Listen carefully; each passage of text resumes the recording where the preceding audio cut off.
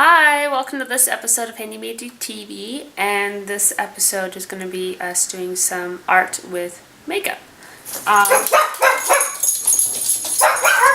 And the school bus just went by. My little protective puppy just...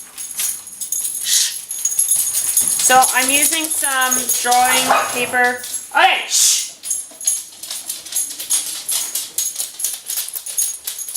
I'm using some drawing paper with really good hands so that it holds it.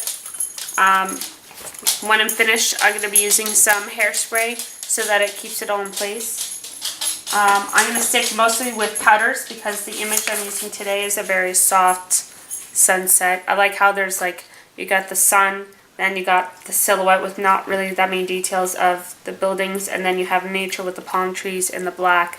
And it's just kind of this layered effect that I like. So I'm using that one. And I have some of my makeup brushes here. And just some different thicknesses and softnesses so I can get different effects. So one is very lined, so if I need to do any more fine tip lines, I have that. Now, if you want to do this and buy the makeup individually, it's going to get expensive. So what works best for me is usually you can get these, I'd say like Walmart or something. It's kind of like this huge palette. Most of the ones down here are lip glosses. I'm not really going to use lip glosses because if I use all powders then I can mix a little bit better. They got pretty good quality for colors and varieties, but I noticed that the pinks are not as variant as like these are lip glosses right here. And I wish that these were powders because it kind of everything else is greens and browns and blues. There's a little bit of pinks and reds and oranges and stuff, but I need more pink for this one. Or reddy kind of colors. So my other one is this one that I use, which I've used in a makeup tutorial. So here's my big thing, and there's 3 sections. If I open this bad boy up. There are lip glosses. And then the eyeliners, if I need it. There's some blushes I can use as well. And there's a kind of a bronzer, multi-bronzer with different shades of brown. And there's glitter in there if I need it. This has more pink colors. This is more for a bronzer, this is more for a blush. But here are all my colors. So I can use a lot more colors than say the other one. And of course now I've got some more pinks and reds. The outside ones are the shimmer and these ones are more the matte. So we'll figure out where to put everything as I go. I'll figure out where to put everything as I go along. So I'm going to close up the lip glosses since I'm not going to be using them. And the key too is your powders will keep their consistency of color over the years. If you want your makeup, art to last. Lip glosses tend to fade because it's a cream and the certain products in it, whereas powder is just powder. It's like, well, paint will fade as well, but I mean, the powders will last longer because I did one in high school. Oh my gosh, I graduated in 06, so that means almost 6 to 8 years ago. And so the lip gloss that I used is starting to fade, so that's how I know. So that's everything's set up. I've already sketched everything out, and I've just done the rough outline because I don't want any big details. I want it more like layers of silhouettes. And I've used painter's tape, and I've tested it to make sure that it'll come off the paper without ripping. So this is on the back of a wood palette. So we're going to get started, and this is going to be a time lapse. Oh, and last detail, make sure to have a towel so you can rub off your brushes for each color when you change it, because we're not using any water with our powders unless your makeup palette or whatever just happens to have wet or dry eyeshadow options. I'm going to start with an eraser and make sure that I get most of this lead, because you don't want the lead to mix in with whatever color you're using from your eyeshadow. You want it to be just enough so you can see the outline. So we're going to quickly erase 90% of these lines, and they're going to show softly through.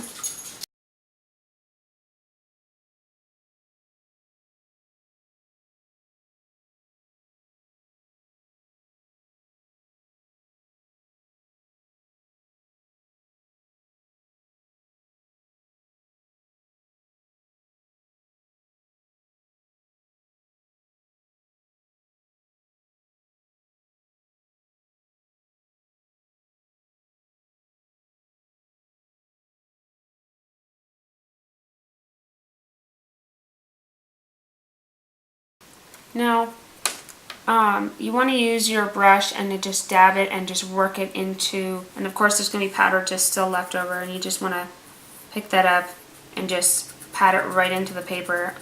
Otherwise it's just not going to stick. It's just going to be on the top, and when you go to blow, all your color's gone. Don't worry about overlapping some of your edges that are going to be darker, because you're going to be going over top of it. I mean, you don't want to leave those void spaces. So just go over starting with the lightest color, go over all the edges that are surrounding it to make sure you get all your color in there, and then you can fix that later by going over the darker sections, and then they won't see it.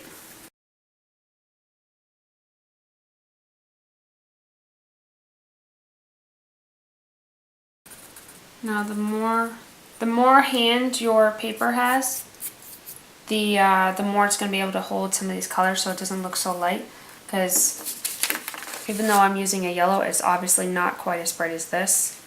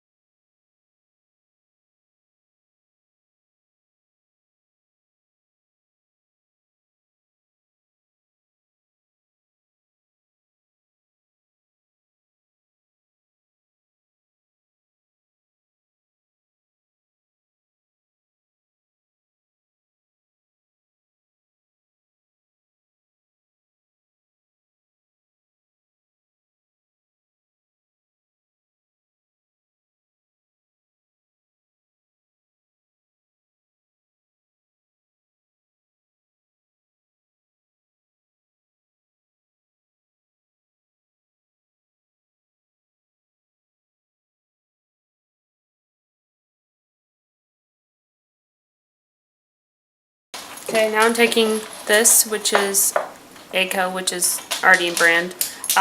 This you definitely do not want to use for actual makeup on your face, but it's really good for